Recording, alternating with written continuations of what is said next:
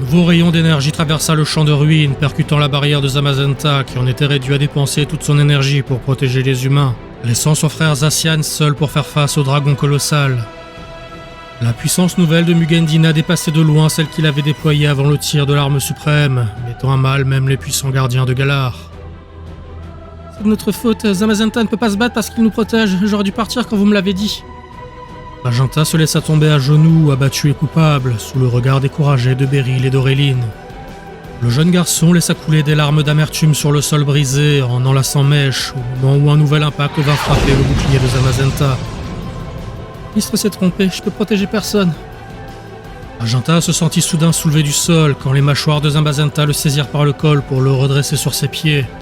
Le garçon leva des yeux surpris vers la créature lupine 2 fois plus haute que lui, et celle-ci soutint son regard. Mèche, toujours dans ses bras, lui offrit une léchouille sur la joue pour le sortir de son état de stupeur, et Magenta fronça les sourcils dans un regain de détermination. Sans un bruit, Zamazenta hocha de la tête comme en approbation d'une affirmation silencieuse, au moment où Beryl accourut à ses côtés. Magenta, tu n'as rien à te reprocher. Tout ça nous dépasse. On ne peut rien faire. On peut toujours faire quelque chose, même si c'est infime. La jeune femme observa le garçon avec curiosité, surprise de son changement soudain de comportement. Il ne la regardait pas et ses yeux étaient fixés sur ceux de Zamazenta.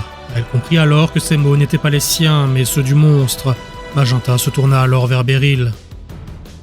On doit se battre. Je sais que Bashamo et Héral se sont exténués et que Mèche ne fait pas le poids, mais on doit quand même essayer. Tu es stupide, gamin. Ton idée revient à affronter un Gyarados avec un Korata blessé. La pique d'Aurélie n'avait en rien ébranlé la détermination de Magenta, qui soutint son regard méprisant.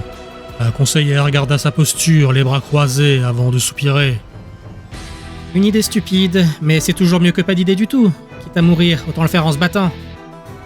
Bashamo, fébrile sur ses appuis, se redressa aux côtés de sa maîtresse et son plumage de braie s'embrasa un peu plus intensément en l'espace d'un instant, comme pour signifier son accord avec cette idée. Beryl, pour sa part, se tourna vers Sir Knight et cette dernière se contenta de hocher de la tête. Ce fut à cet instant que Zamazenta leva Magenta du sol, le laissant hagard et surpris quand il fut jeté en arrière sur le dos du loup géant, manquant de peu de laisser tomber Mèche dans la manœuvre. Une nouvelle explosion vint à bout de son bouclier, qui se brisa comme une pluie de verre autour d'eux, et il se propulsa pour rejoindre son frère à la bataille.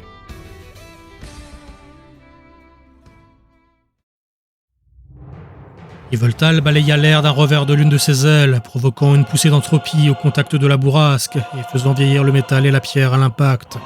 Mais Latios et Latia s'étaient esquivés promptement pour le prendre en tenaille, et le frapper de rayons d'énergie psychique qui n'eurent encore une fois aucun impact sur le dieu de la mort.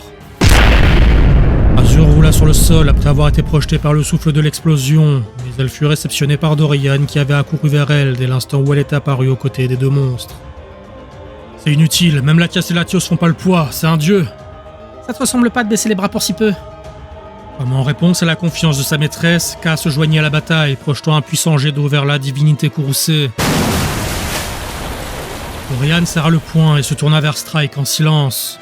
Il ne fallut qu'un hochement de tête à ce dernier pour lui aussi joindre ses forces aux autres.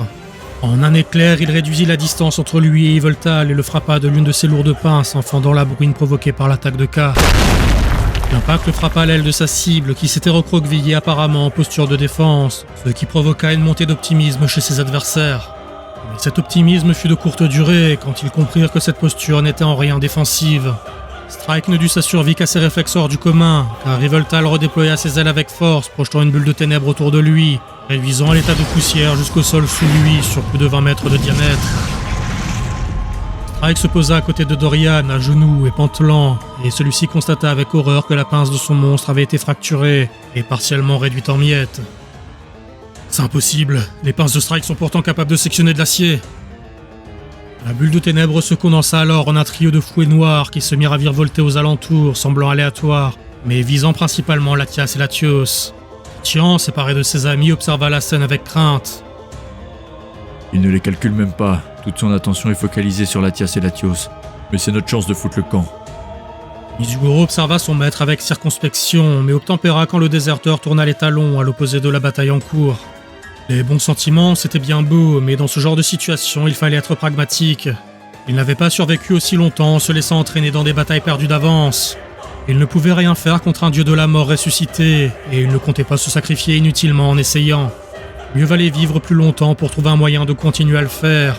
En tout cas, c'est ce qu'il se dit au moment où il commençait à fuir.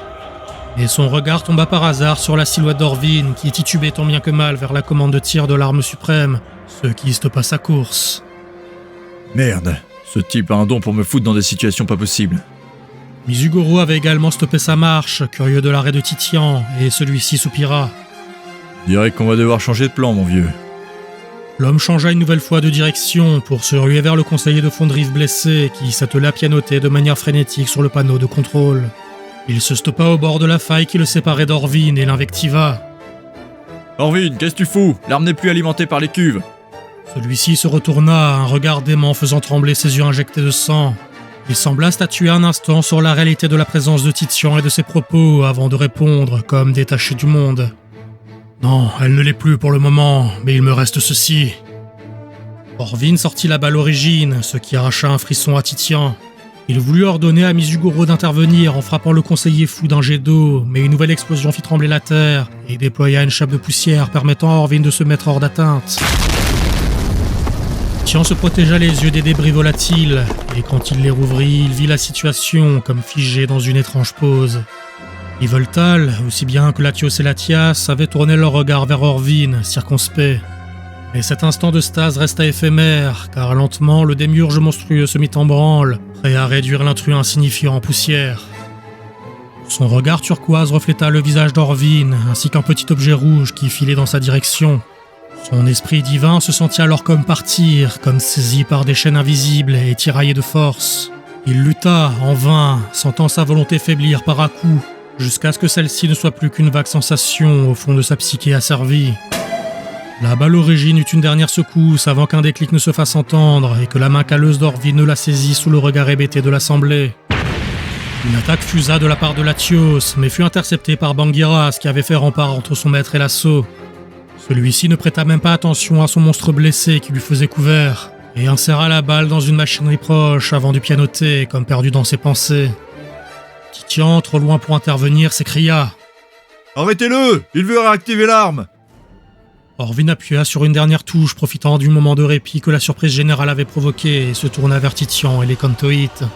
« Tu fais erreur, Titian. Sans Xerneas, l'arme suprême ne peut pas faire feu.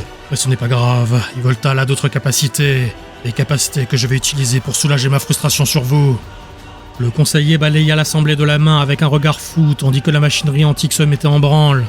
La corolle de cristal de l'arme suprême sembla s'illuminer une nouvelle fois, mais contrairement à la précédente, la nouvelle lueur était sombre, comme en résonance avec la nuit noire. Azur ordonna à K d'intervenir, et un puissant jet d'eau frappa Orvin qui fut projeté avec violence loin de la console. Et son corps à terre, pris de convulsions, se mit alors à rire de manière hystérique. Cela ne pouvait pas se passer autrement, quelle douce ironie. Vous allez tous alimenter l'outil de ma destinée.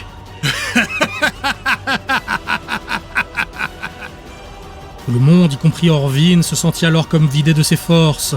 Les monstres furent les premiers à ployer les chines, mais ils furent rapidement rejoints par les humains dont la force vitale se faisait absorber par l'arme suprême. Orvin se releva alors, toujours en sang et titubant comme les autres, mais il se dirigea vers la capsule vide d'Yveltal, sous le regard incrédule de Bangiras, plié de douleur. Ce fut sans la présence d'esprit de Titian qui comprit ce que cherchait à faire le conseiller. « Pas question que je te laisse te foutre à l'abri !» L'homme grogna en posant un genou à terre au moment où il donnait un ordre à Misugoro. Ce dernier, à l'instar des autres monstres, était encore plus affecté que les humains par le pouvoir d'absorption de vie d'Yveltal, encore renforcé par l'arme suprême. Mais il se força à se dresser sur ses quatre pattes et dans un dernier effort avant de s'écrouler, il frappa lourdement du poing sur le sol, provoquant un terrible séisme, dont l'onde de choc fractura la terre avec violence. La faille, déjà massive, qui le séparait d'Orvin et des machineries ésotériques s'accentua avec fracas, faisant perdre l'équilibre au conseiller fou juste avant qu'il n'atteigne la sécurité de la cuve. La fissure se propagea et la faille se changea en gouffre, engloutissant tout autour d'elle, aussi bien les cuves qu'Orvin, et malheureusement Titian. Ce dernier se raccrocha au bord de la paroi au dernier moment, imité par son homologue de Fondrive de l'autre côté du gouffre béant. Les dégâts du séisme de Misugoro affectèrent également les machines complexes qui alimentaient l'arme suprême, et cette dernière se mit à convulser comme en proie à une crise épileptique de lumière noire, menaçant d'exploser sous la surcharge d'énergie non canalisée. Orvin cria alors « Espèce d'idiot, vous avez tout gâché! Vous auriez pu être une partie de ma gloire, mais vous avez choisi notre perte à tous !» L'homme Orvin tenta de se tirer hors du gouffre, mais une réplique sismique aussi bien que l'affaiblissement l'empêchèrent de se tracter, le laissant suspendu à une main au bord de la paroi. Son regard se porta alors sur Titian, sur le flanc opposé, qui était dans une position similaire à la sienne, et il fut pris d'un fou rire. Au moins j'aurai la satisfaction de te voir mourir avec moi, Titian. Mais le rire se fendit d'un rictus mauvais quand il vit Mizugoro ramper vers le bord du précipice sans fond, usant de ses dernières forces pour tendre une patte vers son maître et ami. Orvin se détourna de la scène quand il sentit le pas lourd de Bangiras qui le surplombait à son tour. « Bangiras, aide-moi toi aussi !» Le monstre de pierre fixa Orvin avec un mélange de dédain et de haine, et le regard colérique de son maître se mua en une compréhension paniquée de ses intentions. La pierre sous la main d'Orvin se mit à craqueler, et ses yeux ne quittèrent pas ceux de Bangiras qui le toisaient froidement, sans même un geste. « Qu'est-ce que tu attends, espèce de monstre inutile? Aide-moi !» Le monstre maintint son immobilisme, en plongeant ses yeux dans ceux de son ancien maître. « Aide-moi, je t'en supplie, aide-moi !»